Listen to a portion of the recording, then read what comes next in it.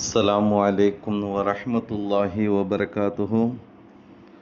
الحمد لله رب العالمين والصلاة والسلام على سيدنا محمد وآله وصحبه أجمعين. قال الله تعالى في القرآن العظيم: أعوذ بالله من الشيطان الرجيم. بسم الله الرحمن الرحيم.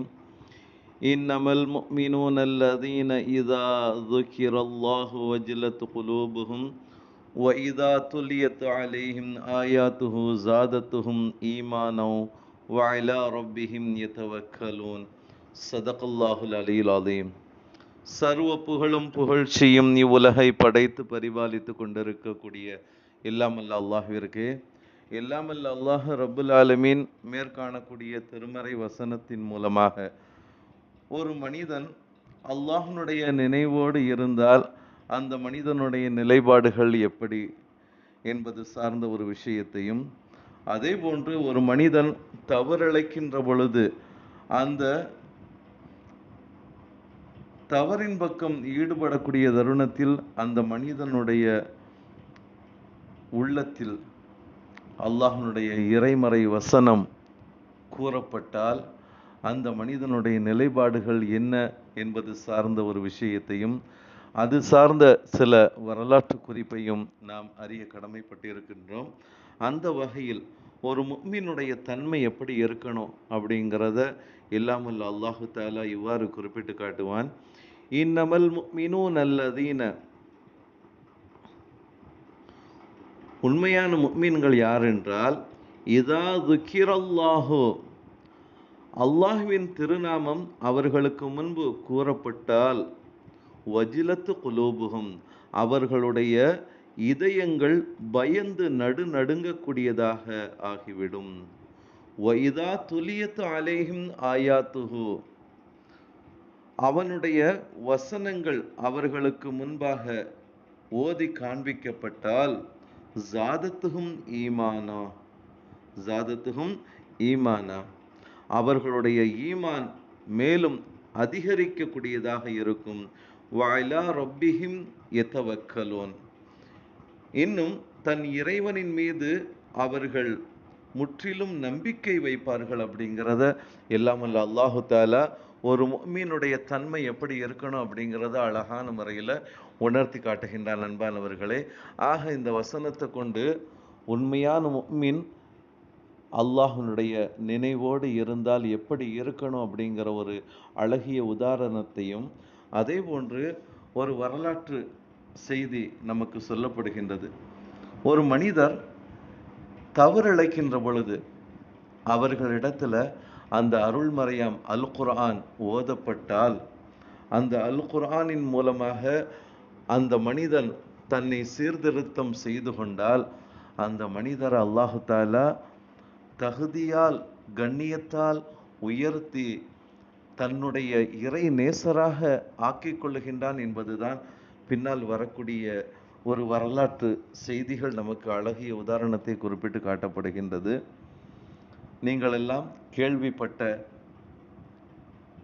ஒரு மாமனிதர் பெரியார் ஃபுலைல் இப்னு ஐயால் ரஹ்மத்துல்லாஹி அலைஹி அவர்களுடைய ஆரம்ப காலம் எப்படி இருந்துச்சு, அதற்கு பின்னால் உண்டான அந்த காலங்களில் அவர்கள் எவ்வாறு இறை நேசம் பெற்றவர்களாக மிகப்பெரிய ஒரு ஆன்மீகவாதியாக திகழ்ந்தார்கள் என்பது சார்ந்த ஒரு வரலாற்றை நாம் பார்க்கின்ற பொழுது, ஃபுலைல் இப்னு ஐயால் ரஹ்மத்துல்லாஹி அலைஹி அவர்கள் இளமை காலத்தில் மிகப்பெரிய ஒரு திருடராக இருந்தார்கள்.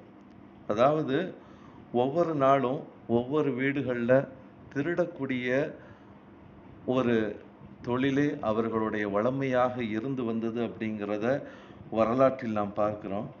அப்படி திருடக்கூடிய ஒரு மனிதராக இருந்த அந்த மாமனிதர் ஃபுலைல் இப்னு ஐயால் ரஹ்மத்துல்லாஹி அலைஹி அவர்கள் ஒரு நாள் ஒரு வீட்டு சுவரில் ஏறி உள்ளே குதிப்பதற்காக வேண்டி தயாரான பொழுது, ஒரு வீட்டில் திருடுவதற்காக வேண்டி அந்த சுவர் ஏறி குதிக்கக்கூடிய வேளையில் அந்த வீட்டில் அருள்மறையாம் அல் குர்ஆன் ஓதப்படுகின்றது.